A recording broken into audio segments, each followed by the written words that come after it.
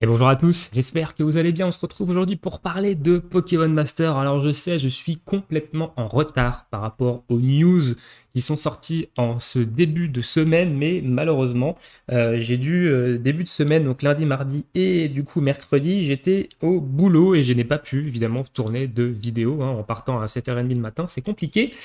Donc, je vous fais quand même cette vidéo un petit peu en retard, mais je vous la fais parce qu'on va parler un petit peu des news et je vais vous donner un peu mon avis sur ce qui arrive sur le mois de juillet. Donc là, on est sur le site Pokémon Master France, donc je vous mettrai le lien dans la description quand même si je pense que vous avez déjà tous lu le message de l'équipe numéro 22, mais on va regarder un petit peu tout ça ensemble. Il y a des choses qui sont plutôt intéressantes quand même dans ce message-là. Notamment la mise à jour de l'application qui a eu lieu récemment, donc en début de semaine, qui enlève le coup de vigueur du scénario principal. Alors, il faut savoir que la vigueur, elle est sortie il y a quasiment un an maintenant. Je crois qu'il y a même un an où elle est sortie en juillet l'année dernière. Et c'est vrai que le fait de mettre de la vigueur sur le scénario, c'était une très très très mauvaise idée et ça a handicapé énormément de nouveaux joueurs à l'époque parce qu'ils se sont retrouvés bloqués dans la progression assez rapidement.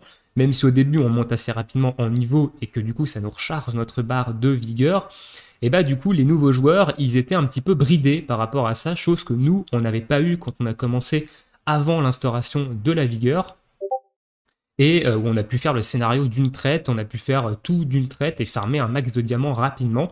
Et bah le fait d'avoir instauré cette vigueur dans tous les modes de jeu quasiment du jeu, et bah ça a bloqué un peu les nouveaux joueurs. Donc là, ils l'enlèvent, donc c'est une bonne chose, à savoir qu'évidemment, je le rappelle, ils ont à vocation de terminer le scénario qui est actuellement en cours de l'histoire avant les 2 ans, et aux 2 ans, il y aura une nouvelle histoire qui démarrera, donc un nouveau scénario de l'histoire qui va démarrer à partir du deuxième anniversaire. Donc là, enlève,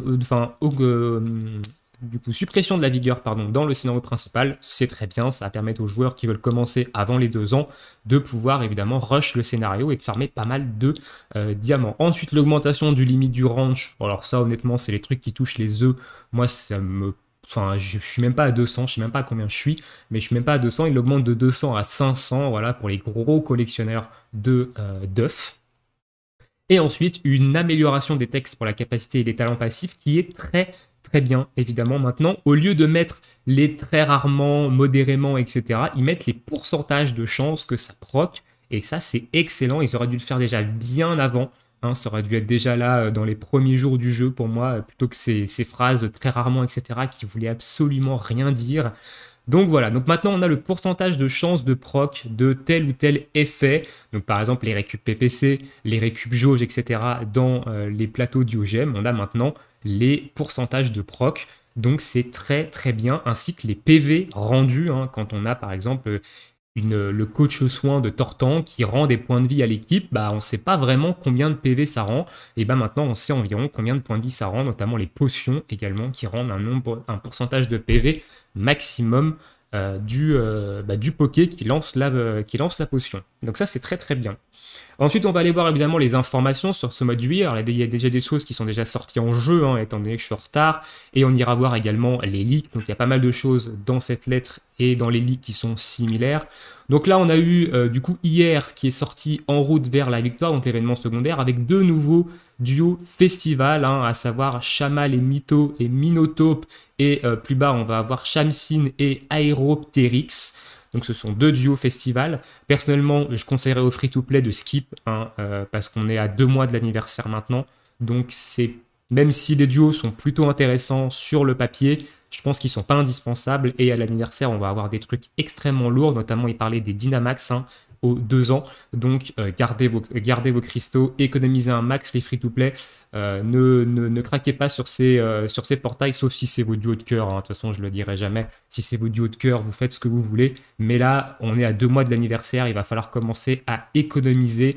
Personnellement, moi, j'ai économisé depuis pas mal de temps. Je suis quasiment à 90 000 diamants free-to-play parce que je n'ai pas invoqué tout simplement depuis Tarak.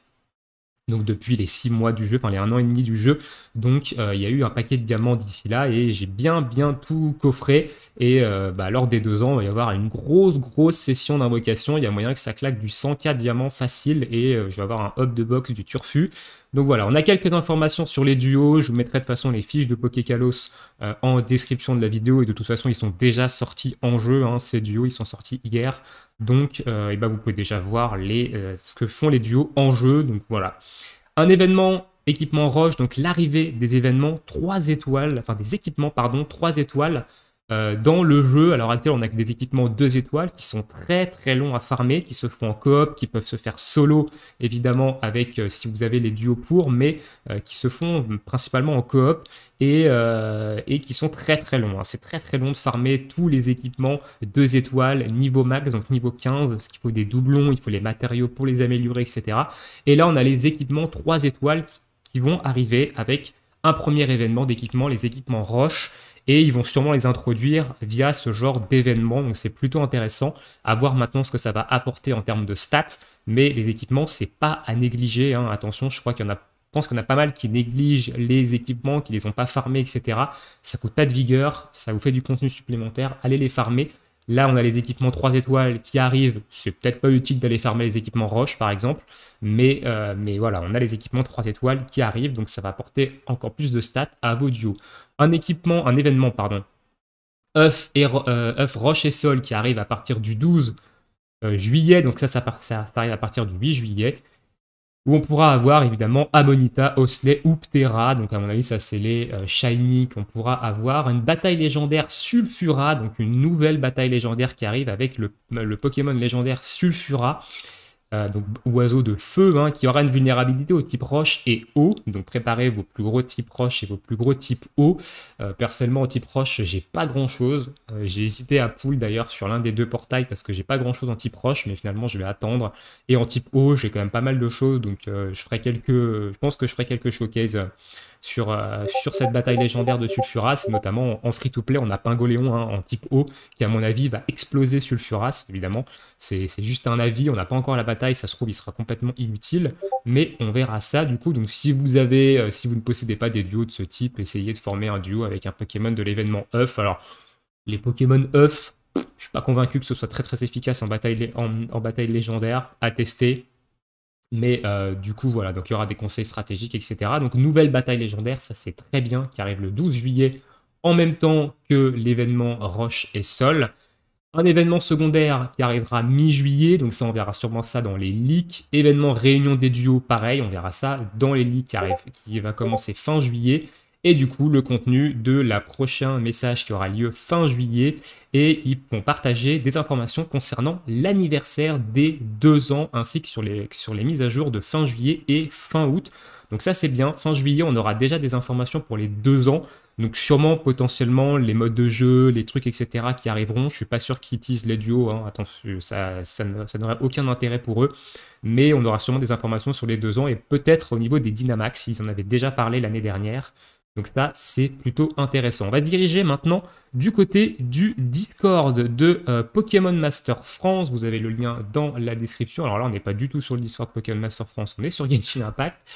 Et du coup, voilà. Donc, au niveau des leaks, donc là, on le sait, c'est déjà arrivé, hein, les portails Duo Festival, l'événement ainsi que le bonus de connexion. On a également à partir d'aujourd'hui le jour du Kenotor qui a démarré, qui va nous donner ici 1200 diamants sur 3 jours. Donc c'est cool, hein, 400 diamants par jour juste en vous connectant.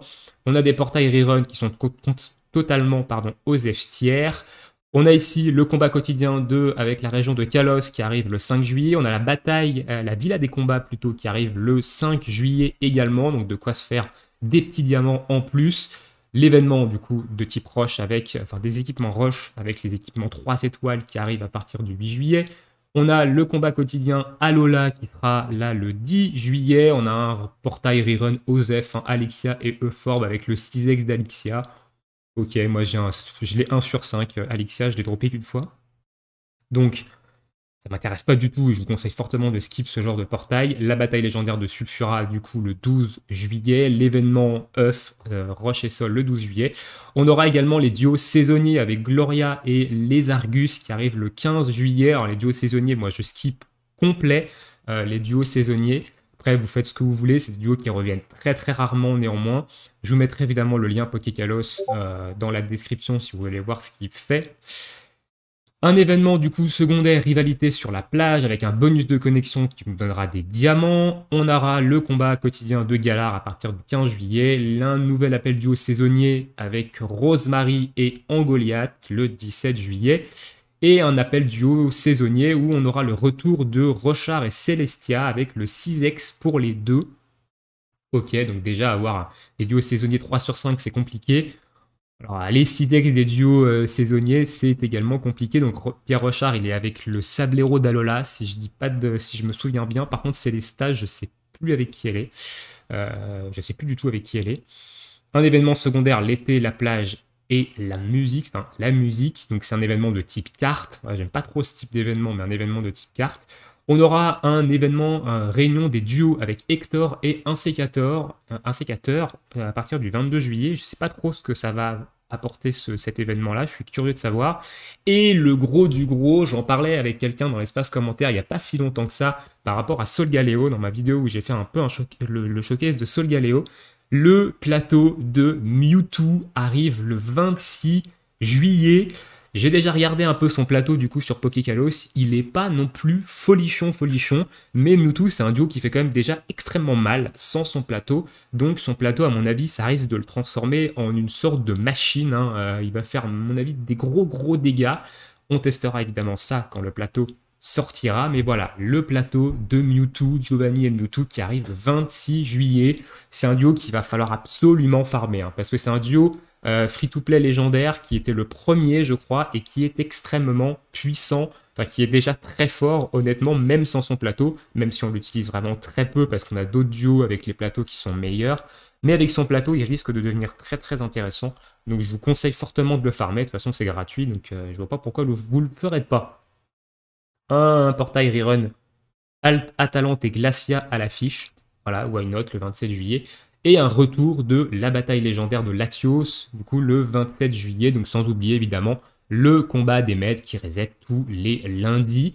Donc voilà un petit peu pour les news de juillet, donc on aura quand même quelques trucs à se mettre sous la dent, des trucs intéressants, notamment le plateau de Mewtwo, cet événement réunion de duo qui m'intrigue un petit peu, je sais pas si on en a déjà eu, si jamais on en a déjà eu, je ne m'en souviens pas, et je sais pas trop ce que ça donne. L'événement de cartographie, après on a les combats quotidiens qui reviennent. D'ailleurs, normalement aujourd'hui, vous avez dû débloquer votre deuxième bon duo, hein. Vous avez dû prendre votre deuxième duo 4 étoiles avec le pass, le pass de combat. Personnellement, j'ai pris Mortimer et Magirev, que j'avais pas pris, parce que j'avais pris évidemment Major Bob et Raichu. Voilà, donc et j'ai pris du coup Magirev avec Mortimer, voilà, qui est un très bon support, honnêtement. Et on verra ce que ça va donner. J'en ferai peut-être un showcase, sachant que j'ai même pas fait encore Raichu et du coup le Major Bob, donc on verra ça. Voilà un petit peu pour toutes ces petites news de Pokémon Master, donc des trucs intéressants, l'anniversaire qui approche, hein, on est à 2 mois de l'anniversaire, je rappelle c'est début septembre l'anniversaire, donc commencez à paquer des diamants si vous êtes free to play, que vous n'avez pas commencé à paquer des diamants, parce qu'il risque d'avoir des choses très intéressantes à l'anniversaire, et je rappelle les Dynamax qui ont été annoncés déjà l'année dernière comme sortant aux 2 ans, donc on aura sûrement des duos, des Master Duo Festival avec des Dynamax, donc des nouvelles mécaniques. Il va falloir aller chercher sûrement ça si vous voulez continuer à rouler sur le game. Je vous souhaite à tous une très bonne journée, une très bonne soirée. Dites-moi ce que vous pensez de toutes ces news dans l'espace commentaire et on se retrouve bientôt pour de prochaines vidéos. Ciao tout le monde.